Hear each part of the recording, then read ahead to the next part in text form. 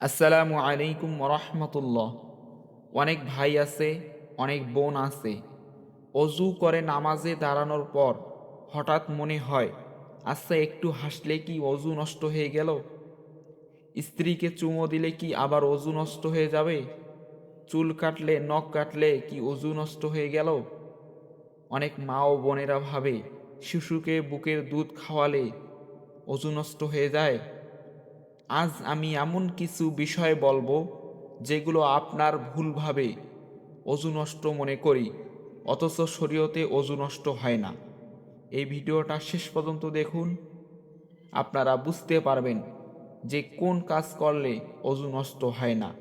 যেগুলো আমরা মনে করি যে এই কাজ করলে অজু নষ্ট হয়, আসলে এই শরীয়তের পরিভাষায় এগুলো অজু নষ্ট হয় না।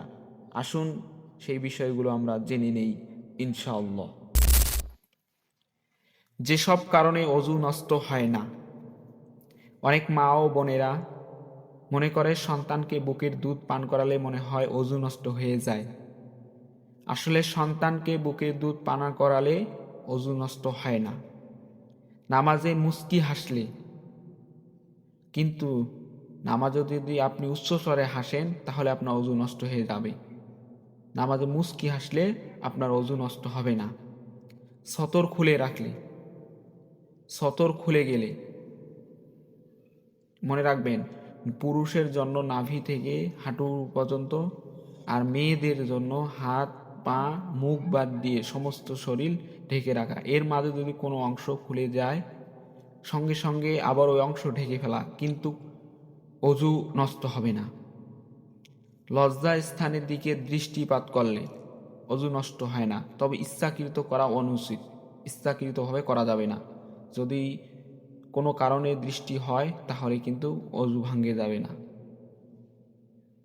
লজ্জা স্থান স্পর্শ করলে অজু নষ্ট হবে না, তবে ইচ্ছাকৃত করা অনুচিত। ইচ্ছাকৃতভাবে করা যাবে না, কোনো কারণ ছাড়াই। যদি কারণবশ লজ্জা স্থান স্পর্শ করালেন তাহলে অজু নষ্ট হবে না। হেলান দেওয়া ছাড়া বসে বসে ঘুমানো। আপনি হেলান দিয়ে ঘুমালে আপনার অজু নষ্ট হয়ে যাবে, কিন্তু হেলান ছাড়াই বসে বসে যদি আপনি ঘুমান তাহলে আপনার অজু নষ্ট হবে না।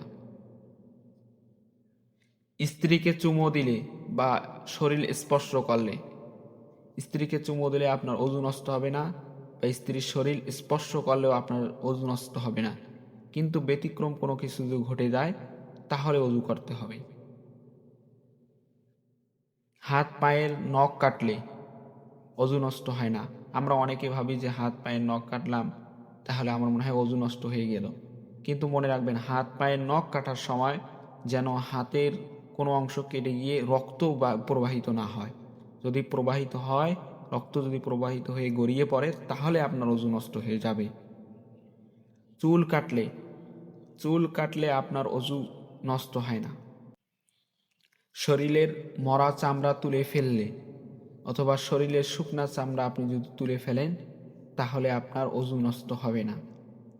এই ছিল আজকের এই যে কারণে অজু নষ্ট হয় না এই ভিডিও। যদি ভিডিওটা ভালো লাগে শেয়ার করে দিবেন।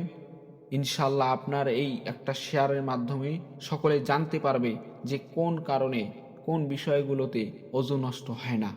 ইনশাআল্লাহ ভালো থাকবেন, সুস্থ থাকবেন। আসসালামু আলাইকুম রহমতুল্লাহ।